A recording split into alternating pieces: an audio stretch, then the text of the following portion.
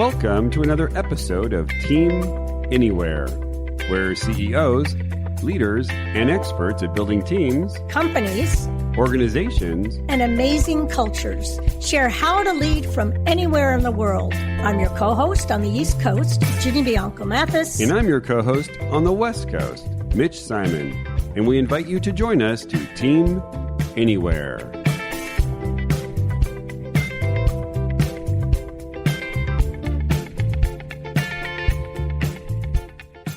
How do you create the most effective touch points to bring out the best of your virtual employees?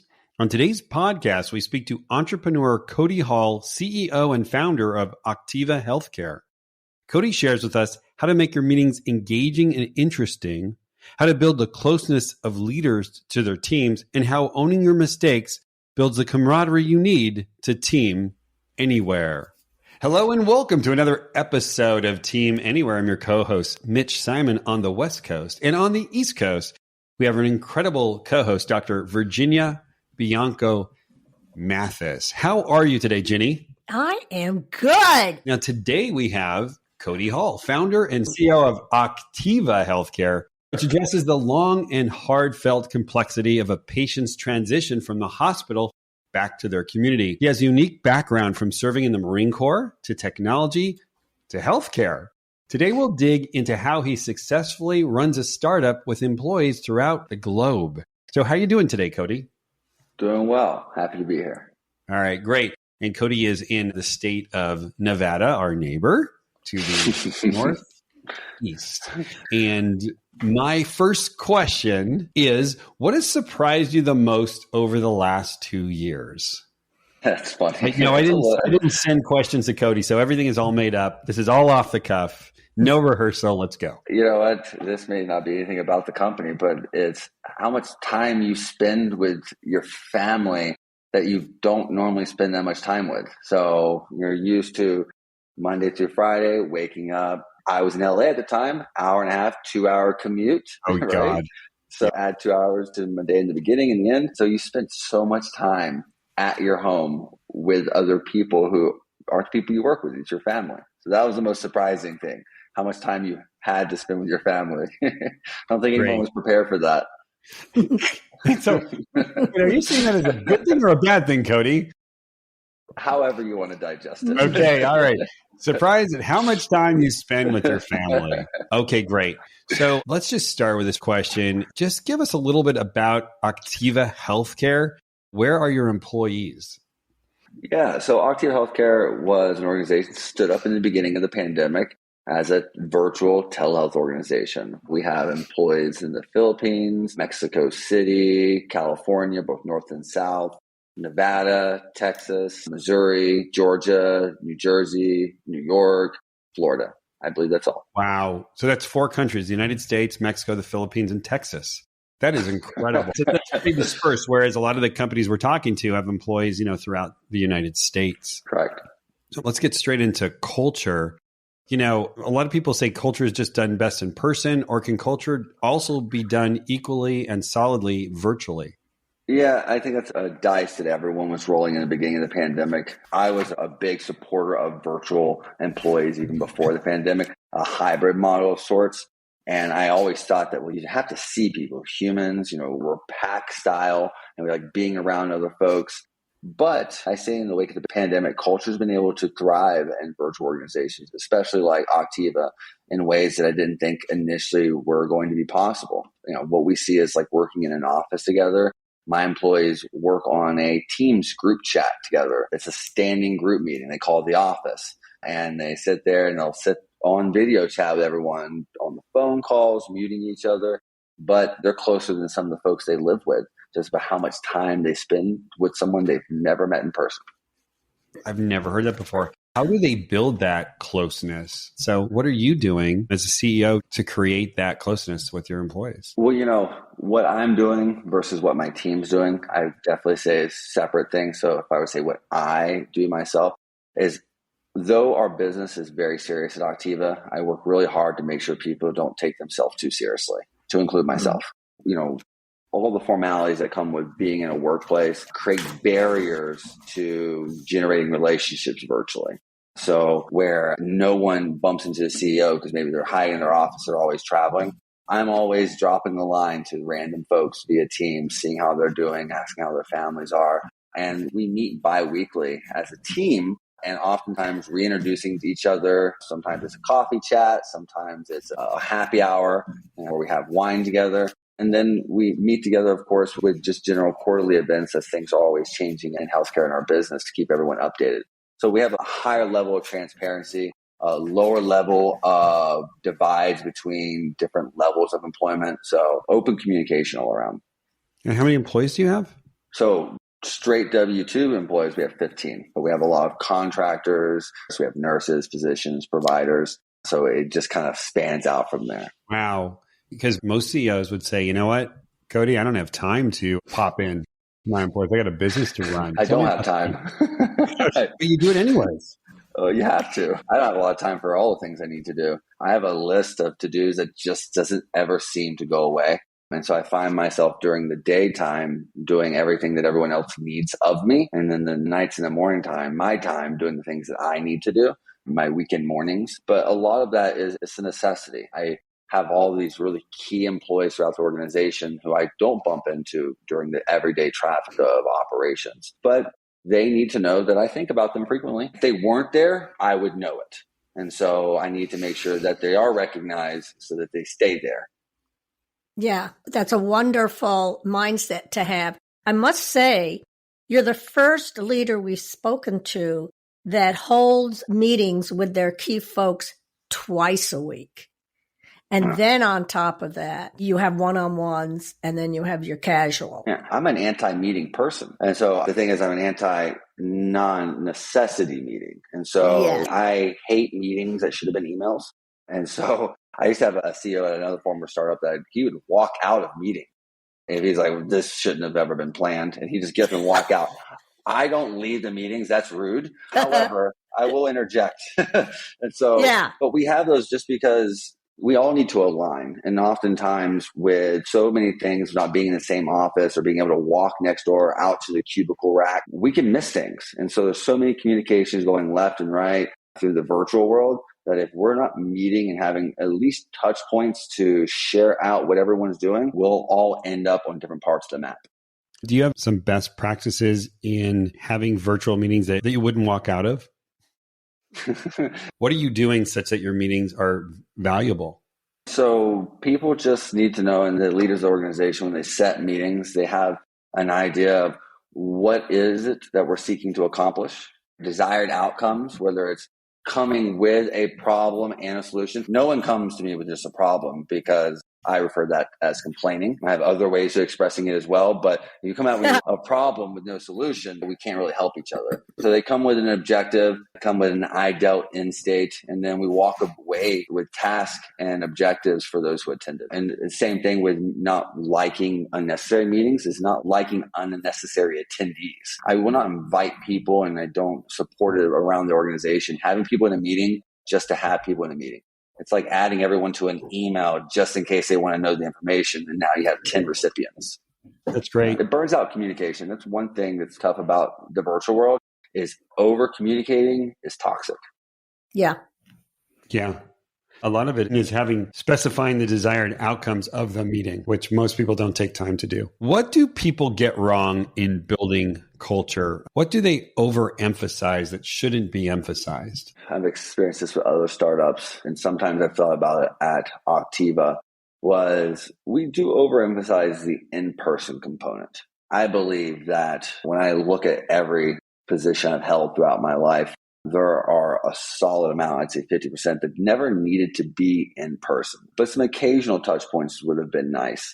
I think that we emphasize in person because it's what we know. It's the normalcy. We want to be in person. We want to have those conversations. We want to see that human in that room with us. And because it's different now in the virtual world, we don't see a video chat as an actual legitimacy in regards to interaction.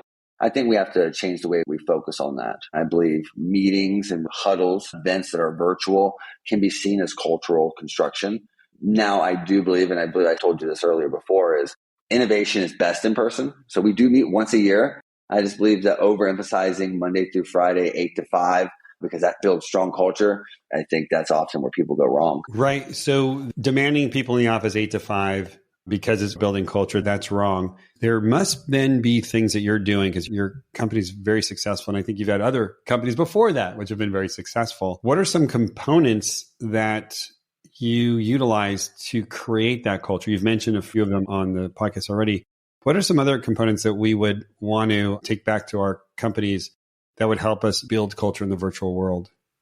Yeah. So what we do at our organization is we like to push down to the lowest level. And I think empowering the leaders to build and communicate with their team, frequent touch points is a strong way to have that relationship. It's something that I have to say that wasn't even forced at Octiva. I didn't give a directive, you must speak to your employees once a week. It just took place. And as a result of those managers, those directors having those relationships, you can see the closeness between all the employees and all the leaders. And other aspects of different organizations where there aren't frequent touch points, maybe it was bi-weekly, you'll have them touch. You never know what your employee is doing. You don't know what's going on in their life, what challenges they're facing. And I think that's one thing that we saw during the pandemic that really rang true in my perception of social circumstances was me working from home was different than other people. And so, I was very fortunate to have plenty of room to lock people out and to go to a different house and get away from being next to a person I don't want to be next to. But not everyone had that option. And so understanding what your employees are facing by having those frequent touch points, it built a camaraderie by understanding and meeting everyone at their different levels.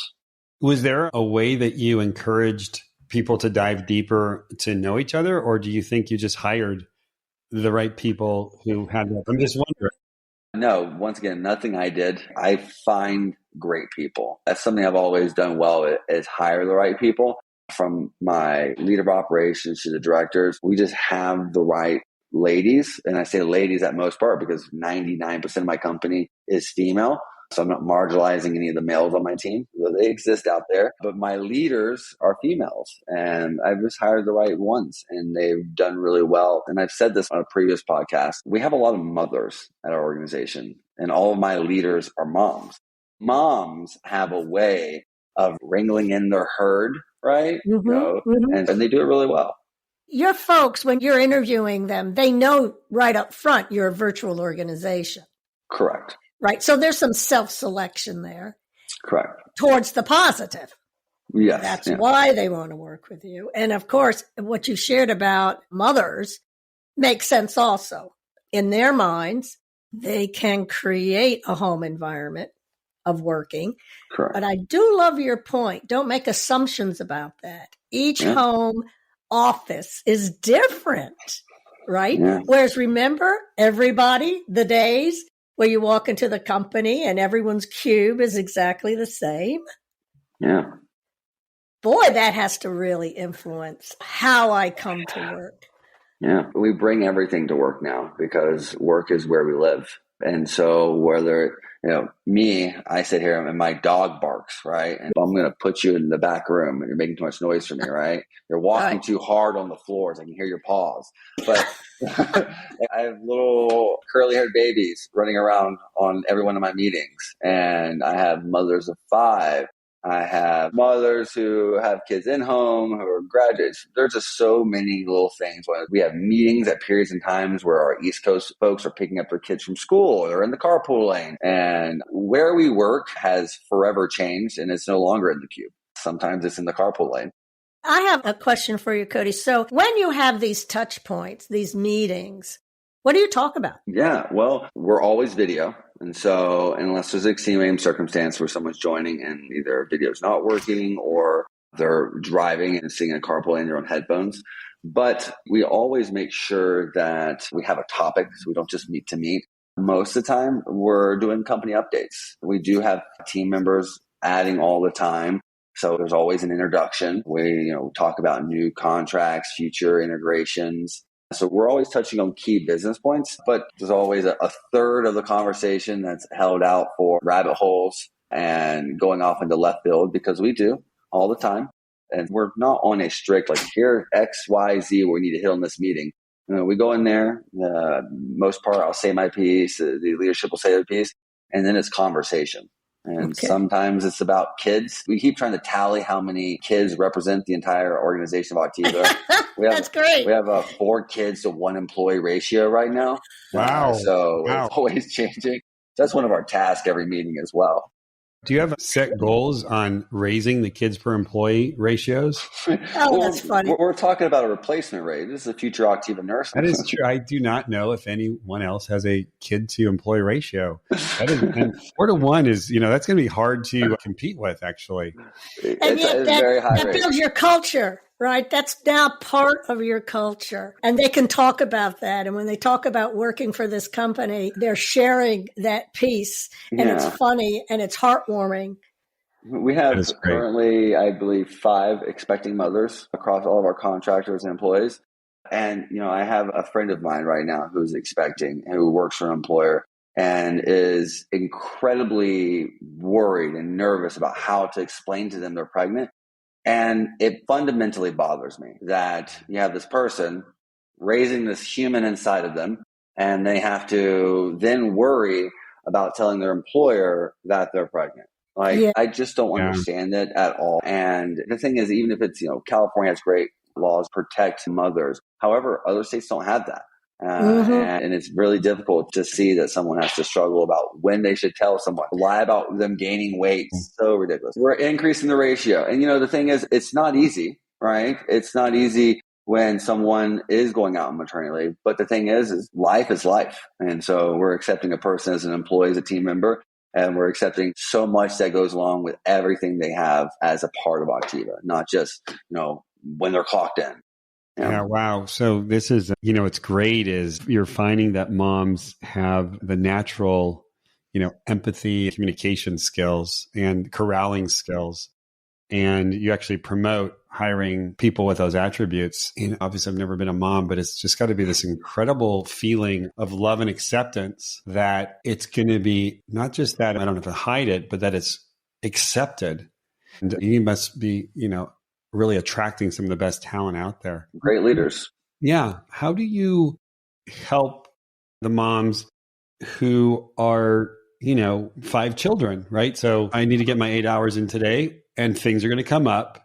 So how does that work in terms of leadership and directing these moms so that they do feel comfortable with the challenges of being a mom for 1, 2, 3, or 4 kids?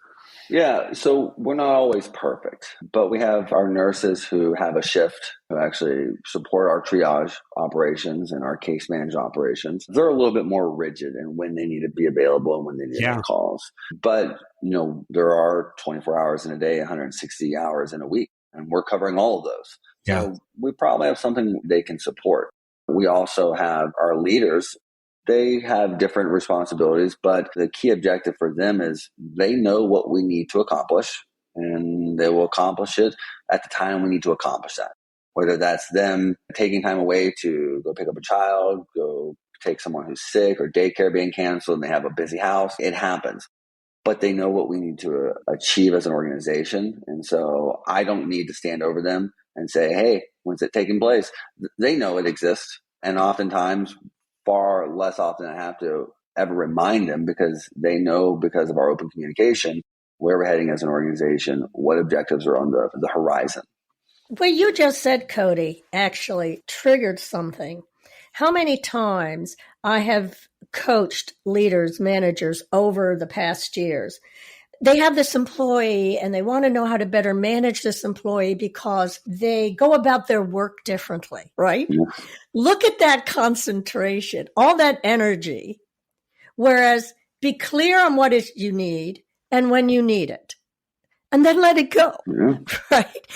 And then there will be people who will survive under that. There will be others who maybe can't, right? Yeah. And they will then have to self-select elsewhere. They almost want the rigidity, and they won't survive here. That's what I love it. Being female and being a mother, I can't help but keep going back to this mother thing. Because we know what it's like to have 3, 5 children and somehow still get something done. Yeah, it's extreme talent.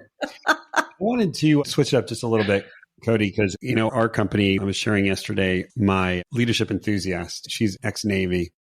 You are ex-Marine Corps. I'd love to know, what are the principles that you took from the Marine Corps that is having you be successful running a healthcare company where the 90% of your employees are female? And I know the Marine Corps is not yet has those proportions. Yeah. And when you think about healthcare, you think about nurses and love. So what's the connective tissue there? Yeah, I think it's a few things. It's what the Marine Corps wasn't and what they did not do well, as well as what they did do well. I think that it's a mixture of two elements. It's one, understanding that perfection is not a reality. The military loves this idea of we have to be perfect in all aspects of it. And I understand that because there's a degree of the cost of life in some of the operations, right? And so they operate across all boards to include administrative pieces where there's no margin for error at all. And so that creates a mentality of you have to be perfect. And if you're not perfect, then you fail. That mixed with the accountability of owning the actual mistake or the failure. And so I kind of bridge those in the middle and I represent it in what I do. So if I make a mistake in the organization, miscommunication, drop the ball here, I will bring the team together and say, hey, listen, that was my bad. All right. So let's pause. Let's all get aligned on what needs to take place and let's move forward. And I think oftentimes the military was not about even the recognition of some of those mistakes. Where at the other side, when I was with the recon community of the Marine Corps, they're all about owning your mistakes. Like, listen, don't give us an excuse. Excuses take time, right? What we want to understand is what can we derive from the opportunity and how can we fix it going forward? And those are the biggest things I take from the recon community, the independent leader. So they operate on small teams, but they operate independently from one another. Everyone knows what they need to achieve and the unit operates as a machine. And so that's how Octiva works. Everyone at every level is hired for the purpose of I can turn my back to them and I know they're going to do their job. And there's going to be a degree of self-selection, what I refer to as the 10%, that will end up washing out because maybe they did great interviews, but they don't do well with time management. They'll wash out. But for the most part, everyone on the team operates in their little sphere, a part of the bigger machine. And that's what I take from the recon community in the Marine Corps, the accountability, understanding, accepting the responsibility of opportunities and things like that. That's great. Well, last question, because you shared with me yesterday, you do get together once a year with your team. So you bring together people from all over the country or the world. What are some of the things that you focus on when you do that 1 year bringing together of your team? Yeah, so we usually do a year-end review where we're saying, well, what did we do well this year? What are we looking to achieve in the year to come? And what do we have to do in the middle to bridge those two? And that can equal operations, employee power, how many more employees we need, what do we need to change in operations, structure the organization. Just last year, we met and we didn't really focus much on what we're seeking to achieve as how we're going to modify the team to take a larger volume of patients. And so it was restructuring shifts and team members and specialties and license utilization. So it's really looking at the team and empowering them to say, hey, listen, you know what your team's capable of doing. Let's look at the numbers and what do we have to do to get where I want us to go and achieve my objectives of the organization. And so we bridge those gaps. And we also have fun. And so we try not to spend too much time just going away at the meetings. And so we use like half a day working and half a day going out and doing something together as a team. I think that's really important because you just can't replace the in-person part. And yes, you can have a wine night together separately, but there's just something amazing about committing to that time together.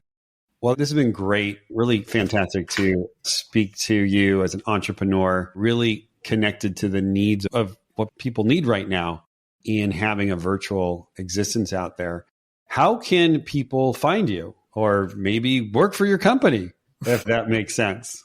Yeah, all great questions. You can find me on LinkedIn, /CODHAL. You can also find Octiva Healthcare, OCTIVA Healthcare on LinkedIn as well. And of course, OctivaHealthcare.com. So those are all great ways to get in contact with us. Thank you so much, Cody.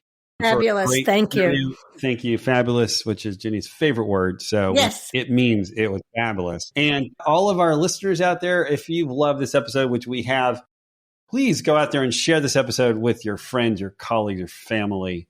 And until next time, we'll see you on Team Anywhere.